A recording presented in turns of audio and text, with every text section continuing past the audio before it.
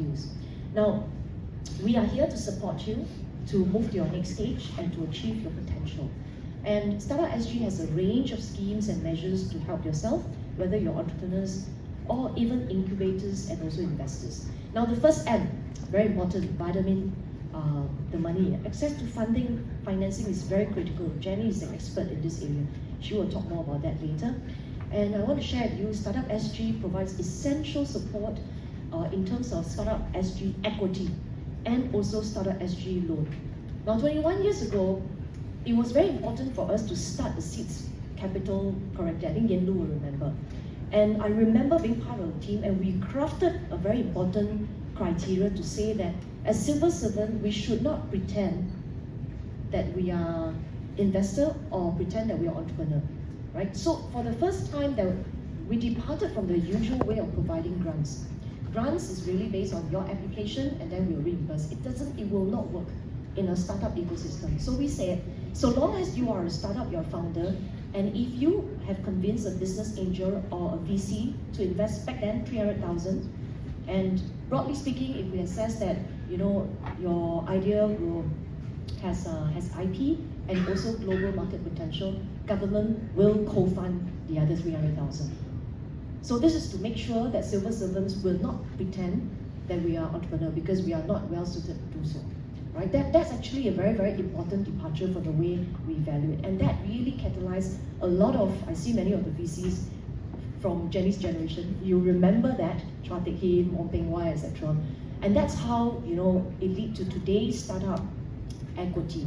Right? And I clearly remember that back then when we crafted it, we also designed the capital gains portion in such a way that we are fair to the VCs, because they took the risk. So we said that when we exit, we will not take 100% on capital gain because we are not in need for money.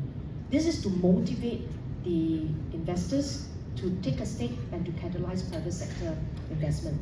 And on startup loans, again, this is where the government want to co-share some of the default risk if you need, so that startups like yourself can tap on loans to meet your business needs, which could include working capital, venture debt, and also growth financing. So startup equity, startup loan. Now just to give you a sensing, even in the last 2.5 years with the slowdown, in 2021, 2,300 startups benefited from the funding, incubation, and also mentorship opportunities under the whole range of the Startup SG program. And that actually was a 10% increase from previous year. Now very quickly, I will speed through the rest of the Startup SG stuff. The second one is on the mentorship. Happy to share with you, Startup SG also have a founder scheme, and they have 50 accredited mentors program. So there are 50 accredited mentors that can help you, engage you and support you in terms of learning program, and also facilitate the startups for funding opportunities. And third one is important, market, especially now, even though we have lifted a lot of the travel restrictions, I think we don't travel as extensively as before.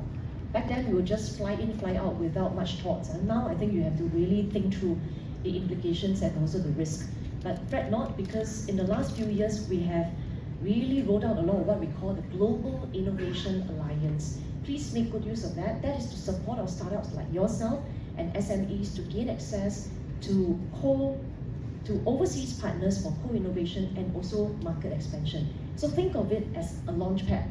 Launchpad, not just in Ayer Rajah, but launchpad in overseas market. So I'm dropping a lot of these acronyms, etc. Just note down the acronyms, and if you have insomnia, check it out. Or when you need money, then you check out this thing. When you need market, you check out that thing. Right? The last one, very quickly, is on management talent, very important. Now, other than your founding team, sometimes you do need some support in terms of engineering or even scientists because of the IP. Now, to that end, we also have the TUP program, the Technology for Enterprise Capability Upgrading program. Do make use of that, because we can co-fund the secondment of research scientists and engineers from the relevant research institutes to support you in developing your proprietary technology and to fast-track the development of your products. Right? So I just want to leave you with some of this information, and I want to use this opportunity to thank all of you, even though the last 2.5 years has been most difficult, but Andrew and also Elise and Joshua have shared with you that collectively you have raised a lot of money to help the vulnerable. And for that, I want to thank all of you, especially the two groups of individuals, founders, who by sharing your experience and expertise, you actually help your peers to learn and also avoid pitfalls and shorten their learning curve and adopt best practices, right?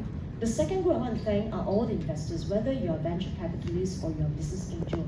You're not just providing the vitamin N, but I know because in your active role of assisting the startups, you are helping them to strengthen and sharpen their business models and fundamentals.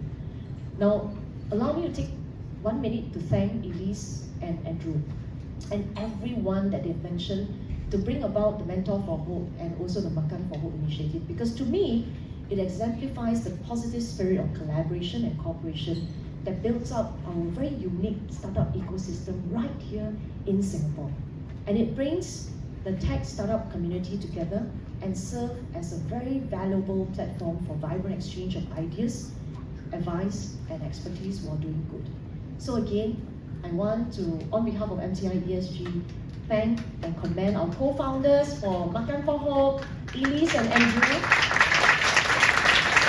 for their very generous spirit in all the positive, very meaningful initiative, and kudos to everyone and all the sponsors and the partners for supporting this initiative since it started 3 years ago. I'm also very delighted that the donations as raised from this gathering, I was told, will go towards Over the Rainbow, am I right?